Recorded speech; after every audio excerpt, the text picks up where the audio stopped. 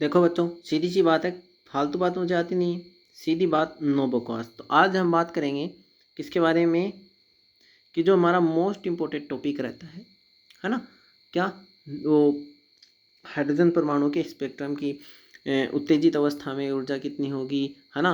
और अनंत पर प्रथम द्वितीय तृतीय सारी अवस्थाएं मैंने आपके लिए यहाँ पे कलेक्ट की हैं। देखो, मैंने एक स्पेसिफिक बुक है जिससे मैं सारे नोट्स बनाता हूँ। आपको सिर्फ ये नोट्स पढ़ने हैं, आपको पीडीएफ इनकी टेलीग्राम चैनल पे मिल जाएगी और वीडियो सॉल्यूशन आपको यूट्यूब चैनल पर मिल जाएगा, ठीक। और अगर आप ये जो नाभिकीय भौतिकी है, इसके कंप्लीट नोट्स पाना चाहते हैं तो टेलीग्राम चैनल को जरूर ज्वाइन कर लेना। मैं उसकी लिंक आपको डिस्क्रिप्शन में दे दूंगा, ठीक है। टेलीग्राम चैनल वैसे आपको बता दूं, INA जिस नाम से हमारा यूट्यूब चैनल है उसी नाम से हमारा टेलीग्राम चैनल है, ठीक है। जिस नाम से हमारा यूट्यूब चैनल है उसी नाम से हमारा टेलीग्राम चैनल है। तो देखिए, चलो स्टार्ट करते हैं। वैसे मैं आपको सबसे पहले फॉर्मूला बता देता हूँ कि फॉर्मूला क्या होता है इसका।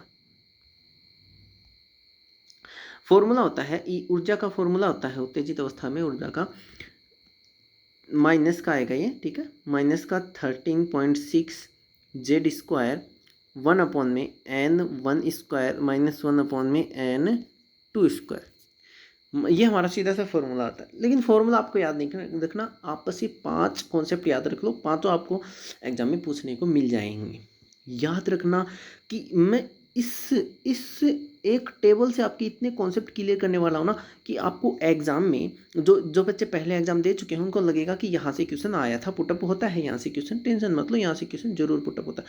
और इसके बाद जितने भी जिस टॉपिक में बच्चों को स्टूडेंट्स को प्रॉब्लम रहती है, जैसे इसके बाद में हम फोटोन वाला चैप्टर पढ़ेंगे। फोटोन वाला चैप्टर में मैं आपको कंप्लीट मतलब जो जहाँ से क्वेश्चन पूछा जाता है वो करवाऊंगा। एक दिन मैं आपके लिए लेकर आऊँगा सभी जो नियतांक है ना, सभी जो नियतांक है उनको कलेक्ट करके उनकी विमा और उनका मात्रक, ठीक है, उनकी विमा और मात्रक दोनों मैं आपके लिए लेकर आऊँगा, क्योंकि वहाँ से भी क्वेश्चन क्या होता है, पुट अप होता है, ठीक है। तो चलिए स्टार्ट करते हैं। ये है यहाँ पे मुख्य क्वांटम संख्या, ये है कक्षा, ये है उत्तेजित अवस्था, ये है H परमाणु के लिए ऊर्जा अनंत से अनंत में कितनी होगी, यहाँ पे पढ़ने वाले। तो देखो, मुख्य क्वांटम संख्या देखो, n बराबर क्या है, n अनंत है, n बराबर क्या है यहाँ पे, अनंत। मुख्य क्वांटम संख्या आपकी क्या है, अनंत है। अब देखो यहाँ पे जो हमारा फॉर्मूला होता है उसमें हाइड्रोजन के लिए हम पढ़ रहे हैं, किसके लिए पढ़ रहे हैं, हाइड्रोजन के लिए। तो एक तो हमारा फिक्स है, क्या होगा, H होगा, ठीक है ना। एक तो हमारा फिक्स हो जाएगा, वही क्या हो जाएगा, H, ठीक है। तब n बराबर अनंत होता है तो उसके लिए 0 इलेक्ट्रॉन वोल्ट क्या होती है, इसकी ऊर्जा होती है। ये कॉन्सेप्ट कुछ भी काम का नहीं है, यहाँ से क्वेश्चन पूछा नहीं जाता है, लेकिन फिर भी आप याद रख लेना कि n इक्वल टू अनंत होता है, इन्फिनिटी दे रखा है। तो उत्तेजित अवस्था में ऊर्जा क्या होगी, उत्तेजित अवस्था भी इसकी क्या होगी, अनंत होगी, और अनंत ही इसमें क्या होंगी, कक्षाएं। देखो क्वेश्चन किस तरीके से पूछा जाता है कि जब n बराबर अनंत है तो कक्षाएं कितनी है, अनंत, और उत्तेजित अवस्था कौन सी होगी, अनंत वाली भी क्या होगी, उत्तेजित अवस्था होगी, और इसकी ऊर्जा क्या होगी, 0 इलेक्ट्रॉन वोल्ट इसकी ऊर्जा होगी। देखो इलेक्ट्रॉन वोल्ट क्या होता है, ऊर्जा का मात्रक होता है। यदि हमें इसे किसमें, जूल में कन्वर्ट करना है, किसमें कन्वर्ट करना है, जूल में कन्वर्ट करना है, तो हम क्या करेंगे, इस इलेक्ट्रॉन वोल्ट को क्या कर देंगे, इलेक्ट्रॉन का जो आवेश होता है ना 1.6 × 10⁻⁻19, इससे क्या कर देंगे, डिवाइड कर देंगे, तो यह किस में कन्वर्ट हो जाएगा, जूल में कन्वर्ट हो जाएगा। अब आपने इलेक्ट्रॉन और मात्रक तो पढ़ा है, लेकिन ये आया कहाँ से। अब देखो मैं थोड़ा सा आपको और समझा देता हूँ कि V इक्वल टू क्या होता है, W/Q। V इक्वल टू क्या होता है, W/Q। अब W इक्वल टू क्या आ जाएगा, VQ। W इक्वल टू क्या आ जाएगा, VQ। W का क्या होता है, जूल, क्या होता है, जूल। V का क्या होता है, वोल्ट, और Q का क्या होता है, कुलाम। Q का क्या होता है, coulomb. Joule equal to volt गुणा coulomb, joule equal to volt गुणा कुलाम। अब बात यहाँ पे ये समझो आप कि जूल इक्वल टू वोल्ट गुणा कुलाम तो लिख दिया। अब वोल्ट गुणा कुलाम होता है, वोल्ट इंटू में मल्टीप्लाई होता है कुलाम। अब यहाँ पे क्या है, हमें इलेक्ट्रॉन दे रखा है इसलिए हमने इलेक्ट्रॉन का चार्ज दे दिया सीधा सा। ई की वैल्यू क्या होती है 1.6 इंटू में 10⁻⁻19 कूलम। तो ये वैल्यू हो जाएगी इसकी। ठीक, तो यहाँ से आता है इलेक्ट्रॉन वोल्ट मात्रक ऊर्जा का। और ये तो आपको अच्छी तरीके से पता है कि ऊर्जा का और कार्य का दोनों का मात्रक क्या होता है, सेम होता है। अब आते हैं n = 4 पे। n = 4 पे कोई कैलकुलेशन याद नहीं रखनी, कोई फॉर्मूला याद नहीं रखना, कुछ भी याद नहीं रखना है। सीधा सा आपको देखो यहाँ से अगर क्वेश्चन पूछा जाता है, मैं गारंटी लेता हूँ इस बात की, अगर इस कॉन्सेप्ट से क्वेश्चन आपके एग्जाम में पूछा जाता है तो इस टेबल से बाहर क्वेश्चन नहीं आएगा। ये कन्फर्म है, ये 100% ट्रू है कि इस टेबल से बाहर आपके एग्जाम में क्वेश्चन नहीं आएगा अगर यहाँ से पुटअप होता है तो। देखो नहीं हुआ, कॉन्सेप्ट बहुत सारे टॉपिक इस चैप्टर में, तो मैं ये नहीं कहता कि यहाँ से आएगा ही, लेकिन अगर इस कॉन्सेप्ट पे, ऊर्जा वाले कॉन्सेप्ट पे क्वेश्चन पूछा जाता है तो इस टेबल से ही आएगा, इतनी मेरी गारंटी। तो देखो n = कितना है 4। कक्षा क्या होगी इसकी, चतुर्थ। उत्तेजित अवस्था तृतीयक, मतलब तीसरी से किस में, दूसरी में। 3 से 2 में आता है, किस में आता है, 3 से 2 सॉरी 4 में, 3 से 4 में आता है।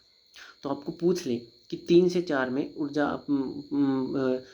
हाइड्रोजन परमाणु की ऊर्जा क्या होगी, 4 इलेक्ट्रॉन 0.85 इलेक्ट्रॉन वोल्ट होगी, 0.85 इलेक्ट्रॉन वोल्ट होगी। सीधी सी बात है, आप इसको कैलकुलेशन कुछ भी आते हैं ना, बोल रहा हूँ ना, सीधा का सीधा 5 याद रखो। 0.85, 1.51, 3.4, 13.6।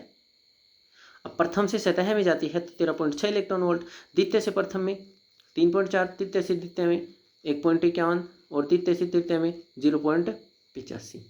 अब एक बात मैं यहाँ पे आपको और बता देता हूँ। अब आपको ये बोले कि तृतीय से चतुर्थ, चाहे चतुर्थ से तृतीयक, मतलब तीसरी से चौथी या चौथी से तीसरी। देखो चौथी से तीसरी में जाता है ना, एक बात समझे, चौथी से तीसरी में जाता है तो ये क्या हो जाएगा, पॉजिटिव हो जाएगा, और तीसरी से चौथी में आता है तो ये नेगेटिव हो जाए, नेगेटिव हो जाएगा। ये कॉन्सेप्ट है, बस चेंज नहीं होगा, वैल्यू चेंज नहीं होगी, ठीक है ना, ये आपको याद रखना है।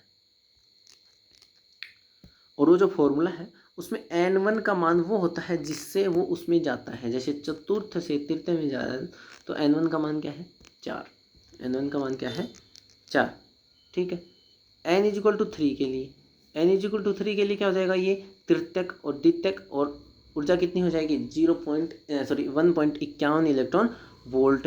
n = 2 के लिए द्वितीयक प्रथम और ऊर्जा कितनी हो जाएगी 3.4 इलेक्ट्रॉन वोल्ट। n = 1 प्रथम सतही और 13.6 इलेक्ट्रॉन वोल्ट। मतलब आपको एक ही टेबल में, एक टेबल है मात्र, ये कुछ ज़्यादा बड़ा कॉन्सेप्ट नहीं है, लेकिन अगर यहाँ से क्वेश्चन पुटअप तो इस टेबल से ही आएगा, इतनी मेरी 100% गारंटी है, ठीक है ना। अगर वीडियो अच्छी लगे तो चैनल को सब्सक्राइब कर देना। और एक जस्ट इसके बाद एक वीडियो और लेकर आने वाला हूँ जिसमें जो नील्स बोर की लैम्डा तरंग दैर्ध्य के बारे में हम बात करेंगे वहाँ पे, ठीक है ना, तरंग दैर्ध्य के बारे में बात करेंगे। और लाइमन, बामर, पासचन, जो ये 5 श्रेणियाँ होती हैं, लाइमन, बामर, पासचन, ब्रैकेट और फुंड, इनकी तरंग दैर्ध्य का क्या क्रम होता है ना। और किसकी तरंग दैर्ध्य किसकी मैक्सिमम होती है, किसकी मिनिमम होती है, क्योंकि मैक्सिमम और मिनिमम के रेशियो के कॉन्सेप्ट से भी क्वेश्चन पूछा जाता है, इसलिए हम यहाँ पे बात करेंगे, ठीक है ना। और इसकी PDF चाहिए और कंप्लीट चैप्टर के नोट्स की PDF चाहिए तो टेलीग्राम चैनल को ज्वाइन कर लीजिएगा, वहाँ पे आपको PDF मिल जाएगी, ठीक है। थैंक यू, धन्यवाद।